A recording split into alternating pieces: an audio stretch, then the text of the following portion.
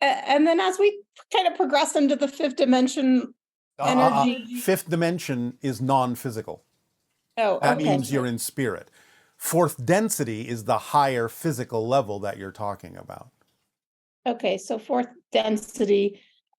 How do people with personality disorders fit into that, or what happens to those? Well, it depends on the person.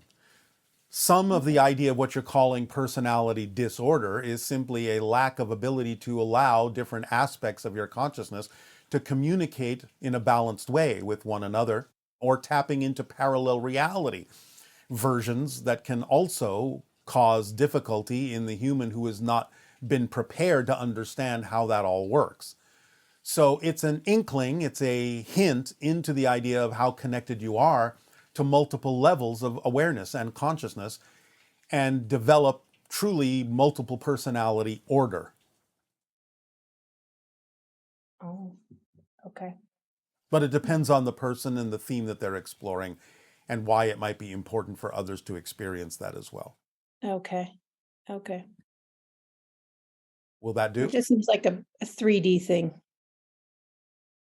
In some senses, yes, but it can be a precursor to fourth density if it's used in a positive way, if it's understood more clearly.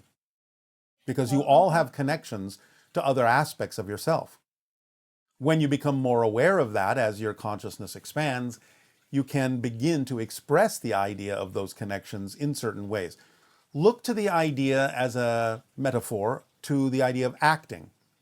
Actors can become other personalities in an orderly way, yet never lose sight of themselves, the self that they decided to be when they first decided to explore physical reality.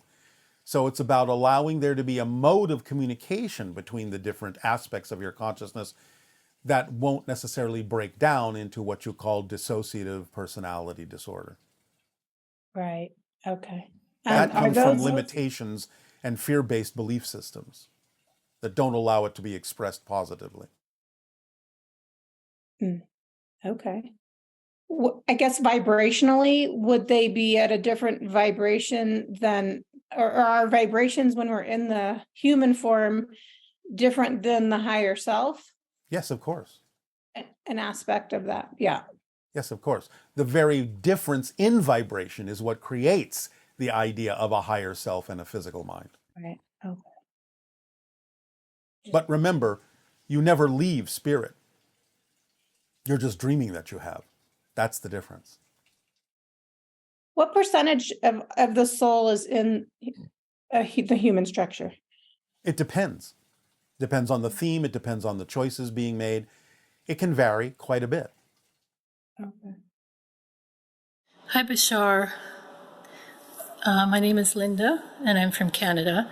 And I was just thinking about the structure of belief and how, as human beings, we've seen that we come on this earth and we live for a time and then we die or we pass away. But in truth, our inner existence is eternity or eternal being. And I'm wondering if the story of our dying, before we're 100, is actually just a part of a belief system that we've bought into and created as our reality. And is that even a possibility that at some point we will transcend those limitations? Thank you. Yes, of course. The idea is that it's based on the limiting beliefs that you hold on to as true for yourselves. As you let go of these limiting beliefs, you do find in your society that people are living longer because they're living more in the now, which is timeless. And that translates into physical terms as living longer, staying more youthful, longer periods of time. So you are seeing many more people now over 100 in your society, becoming more mature in that sense, truly mature. So it's about living in the moment and letting go of whatever beliefs you find simply. Hello, Bashar. And to you, good day. I have a question about a Sasquatch that I saw. Yes. The question is, what does it have a name? And is They it? do. They do have names. I don't know what the name is of the one you saw, but they do have names. Mhm. And is it connected to anything, and if I really did see it, because Yes, but you have to understand that Sasquatch has developed an ability to shift in and out of dimensions. So you might have caught the sort of edge of them shifting from one reality to another. They can appear in your reality, they can leave your reality, which is what makes them so hard to find. But this is a talent they have developed over thousands of years. Does that answer your question, or is there something else you wish to know?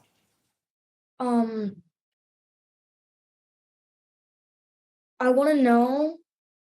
So we were doing the cryptic meditations, Yes. and we went to a place called Big Springs. Yes. And on the trail there were little dinosaur toys. I want to know if the Sasquatch or some nature spirit put them there. Nature spirits can be connected and involved with these things. They don't always put them, but they can associate with them in a variety of ways.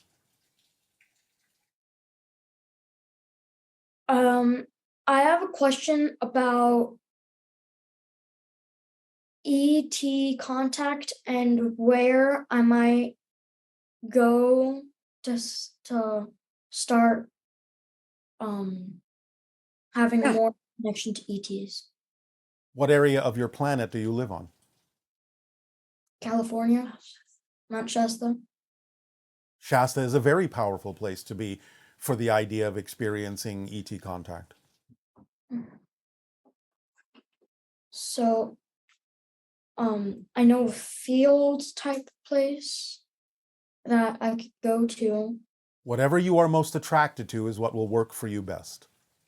That's why you're attracted to it. That's a good point. Oh, thank you. And my next question is,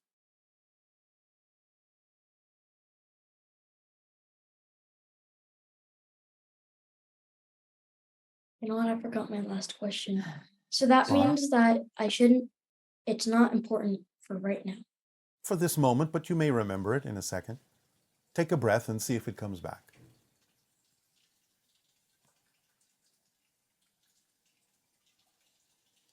Usually when you center yourself, whatever is important will come back to you.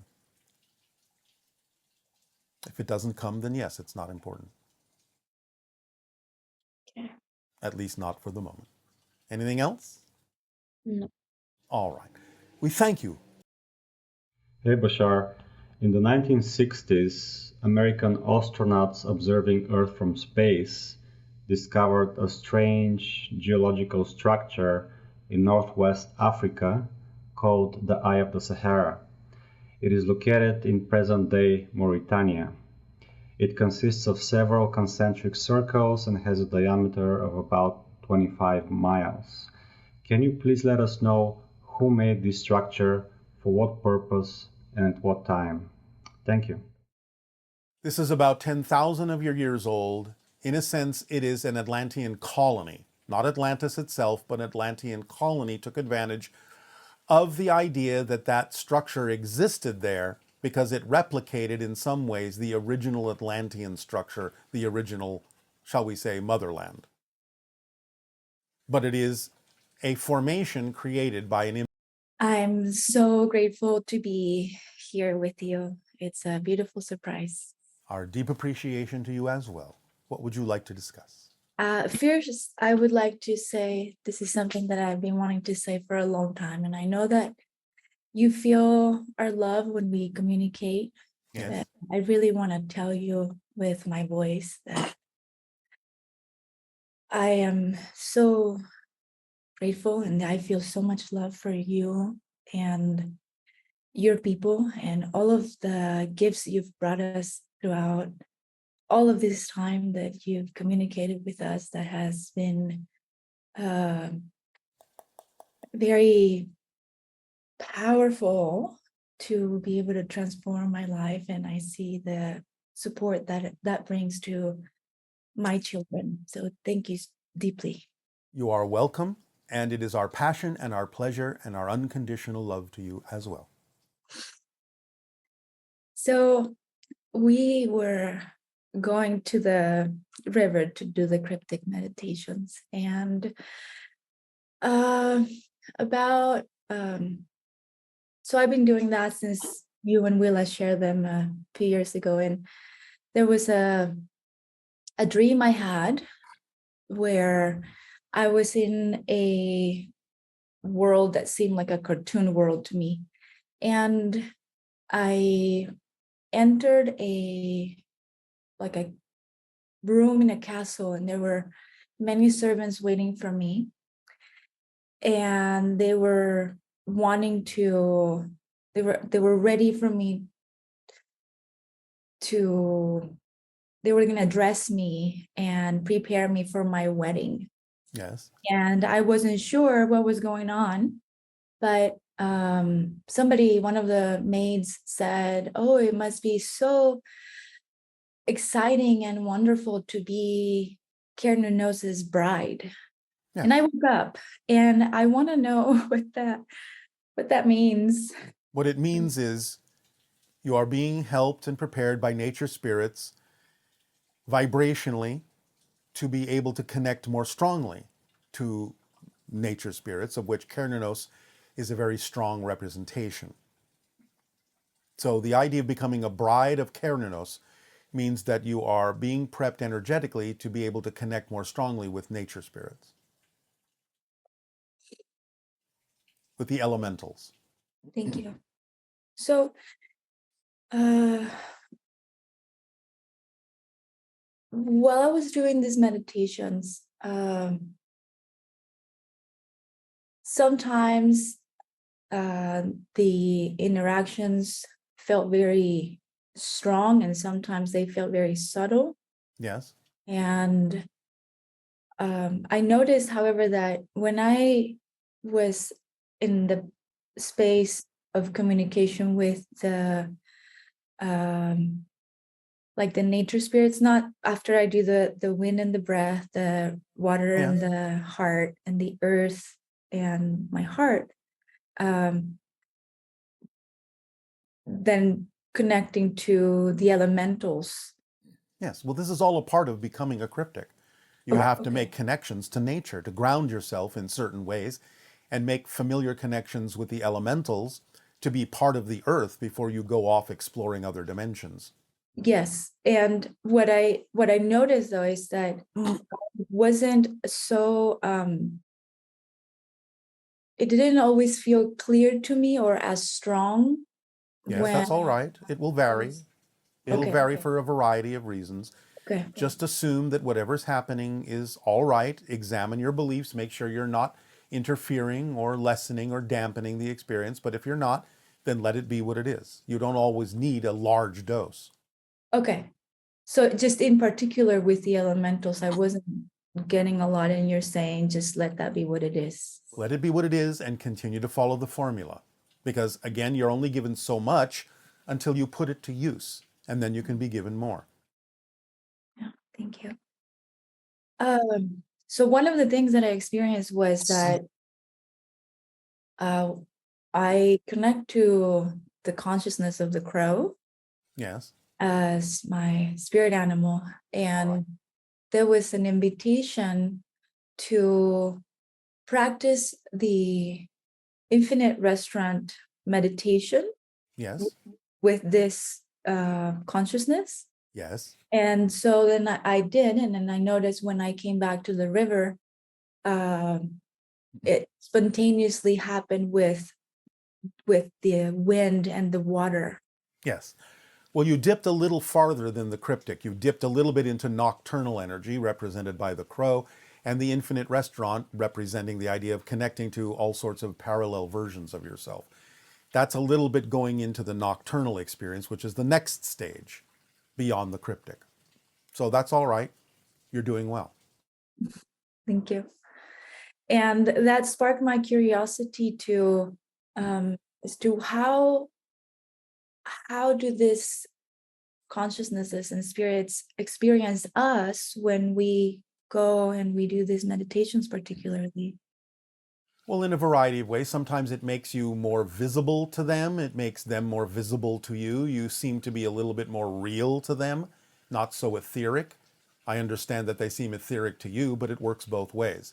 When you start to enter their realm more, you become more real, more solid to them, and they more solid to you.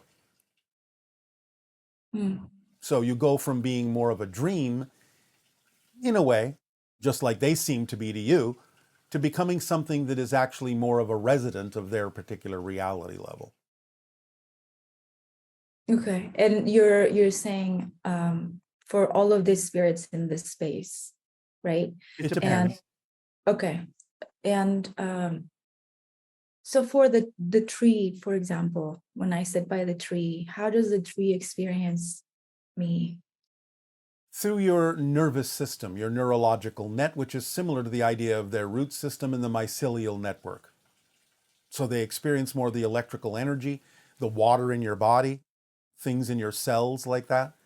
They experience you more as the collective of neurological information and distribution of water in your body that carries information depending upon its molecular structure. Hmm. Will that do? Yes, thank you. All right. Hi Bashar, this is Brittany from Copenhagen. I have a question about human design. What is your viewpoint, your people's viewpoint on human design, and also how can I utilize it to build our community, our tribe here on Copenhagen, so that we can be ready to host the hybrid children? Thank you so much. All we can say about this at the time is that any sanctuary where the hybrid children will come to live will have the ability to keep them separate from the human population for a period of time, and vice versa, and will give them sustenance and everything they need in an organic, natural fashion as a community. But the idea is we cannot go farther at this time than that.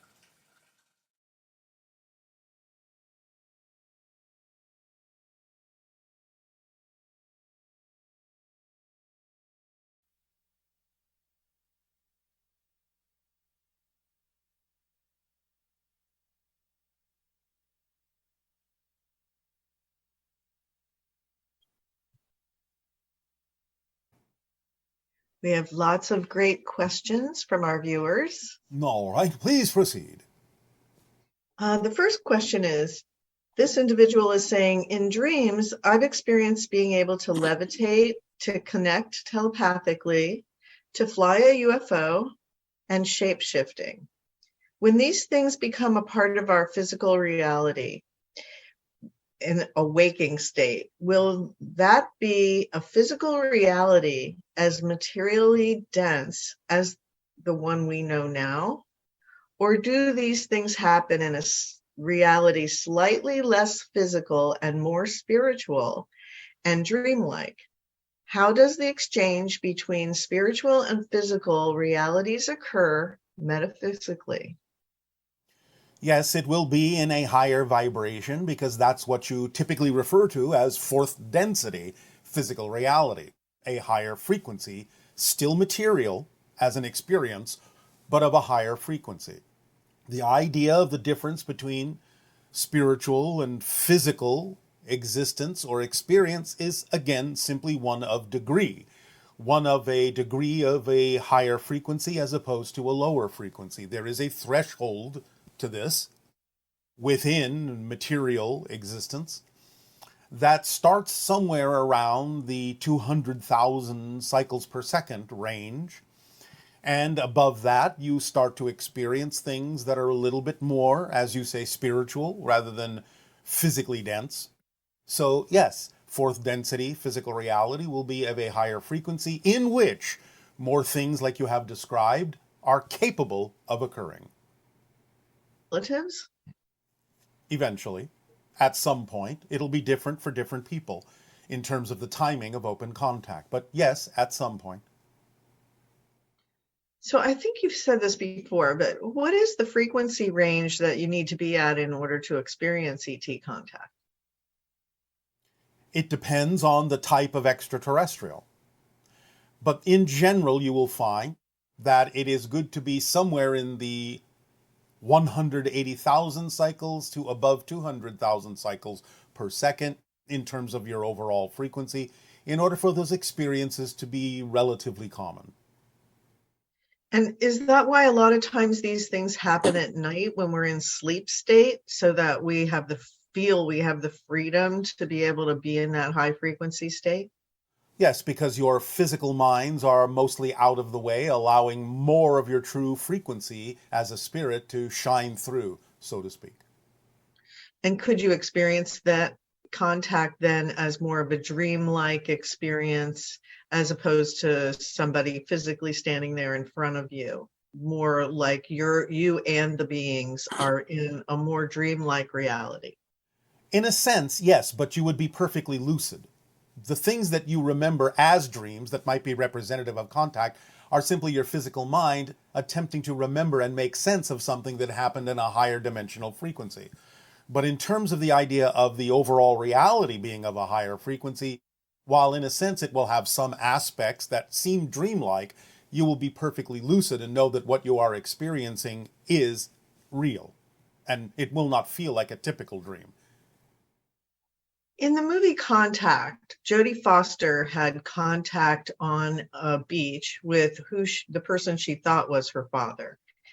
And it was explained to her that this was done so that she would be more comfortable, and that they had, I guess, gone into her memory reserves in order to create that environment.